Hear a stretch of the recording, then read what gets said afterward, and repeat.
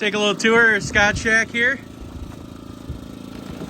There's Scott. Hey, Dan, how you doing? Hey, doing all right? Hey, come on in.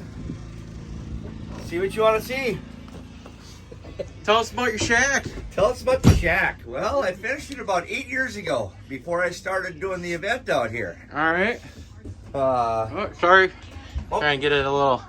all homemade frame. Terribly messy.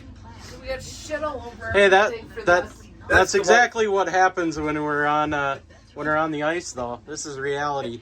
This is life, man. This is life. Hard water life. So, All right. yeah, I started the frame 8 years ago. Had a dream. Looked up, researched, probably checked everything out. Went to different manufacturers and found out what I wanted, what I didn't want, and started building my frame. Just from there on, creation took over. Nice. All handmade cabinets, all hand sanded. Just had nothing but a skill saw and a table saw to work with. So everything else is made out of that. Where'd you buy these? I made those. You made those? I made Get those. out of here. I did. I made pretty much almost everything in here by hand. Very nice. Yeah. Very no power nice. tools. And Took what- me 4 years to make it though. From start to finish. It took me 4 years because I only did it when I had money. Nice. Understandable. Well, that's why a lot of people build their own. That's right. And you build it to whatever you want. Doesn't matter what everybody else wants, as much what you want. Exactly. And if it suits you to what you're doing, it's perfect. Exactly. Yep. So what do you got for seating and sleeping here? You got a couch in the back, I see. With a hide-a-bed in it. Yeah, Okay, it folds out nice. to hide-a-bed if you want. But I don't think the mattress is very comfortable on them goddamn things. But No. so I got the upper bunk that was supposed to be for one of the boys, but it turned into a junk cabinet. Understandable. Got a fold-up bunk here. Hold up bunk. Now, if the stuff wasn't on it, I folded up. This is our walleye. Gotcha. The eye of the walleyes of everybody that comes in this house and catches their first walleye in this house that stays with me gets their picture on the wall of fame. All right, we're gonna have to get a picture. Put it in here. Yeah, we'll have to do it after all the raffle prizes. Yeah, are we done. got a bunch of raffle prizes going on here for our group get together. So we have a great time. You guys come out, enjoy it. Yep. So- Every year, this is the 8th year I put this on. It started out with just me and one other house Awesome. for the first year, and that was out of Appledorns on Mille Lacs Lake. Awesome. And it's just been growing every year ever since. Nice. Let's take a look at the front here, what we got going on. Nice big TV. For the blind guy. Yeah, dinette. Well, he's got to sit right in front of it. You know how that goes. Some beverages. All the entertainment. Big old subwoofer in this thing. Right underneath that grape bin back over there by the middle she bucket. gets a rockin' at night. But that's a tour of it.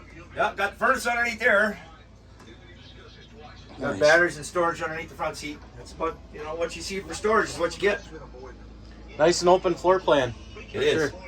I get compliments because it's so open all the time. Nobody figures where I get my room. How did you get so much room in your fish house? Just started building it and it looks roomy. For sure, for sure. So, And what's the record of how many people we got in this shack at one time? well, there's 18 houses, so figure 2 people to 4 people in each, 2 people in each house. So figure 36. I would say about 38 people in the house yesterday. 38 people. And a dog. And a dog. And Cooper. Yeah, we're piled in here pretty good. We're nut to butt. Yeah. All right, we got to take a look. Give us a tour of the crapper. The crapper. Because not everybody's seen a crapper like It's this. got a lot of shit in it. You got a really nice grate here.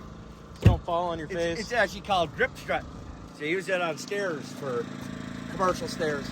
So Nice. I started out building a crapper because I didn't want my shit. I didn't want it to smell like shit inside the house. So I built one outdoors. Understandable. So I started out with some 2x2s and just kind of had some leftover 1/4-inch Luan and had a nice new tarp sitting in that I built the sides out of. So kind of made a makeshift doorknob kind of thingy. Look at that. Even put a floor in it and Linex the floor for an anti-skid surface. Wow, you went all out on this thing. I did. I had leftover for my frame, so. And what kind of record, like withstanding wind, have this thing 50 been? mile-an-hour gusts out on Bitter Lake in South Dakota last year. Unbelievable. Yeah, and it's withstood without any support on it, just banked up like this on the floor. Crazy. But I did eventually put a strap back to the ball hitch on my truck because I was afraid I didn't want it going over. I wasn't going to lose my shit. And how much does this thing weigh, you think? 40 pounds. 40 pounds? Yeah. Nice. Yep. Folds up, collapses up real flat, folds up into about 3 inches, 3.5 inches. That's awesome. So I actually fucking put it inside the shack when I leave, and the floor goes in the truck. Nice. Yeah. What's this thing weigh? 4,580 pounds finished weight, fully loaded. Ready Unbelievable. To go ice fishing. And this is a 20-footer, right? 23 feet to the from the very back to the front of the V is 23 feet. 23-foot house. Wow. 8 by 23. 6.5 foot sidewalls. Awesome. Yep. Rubber roof. This is great. We'll Yeah. get a little outside walk around here. All custom corners designed by me and everything. Drawn up. Nice spare tire carrier in the back.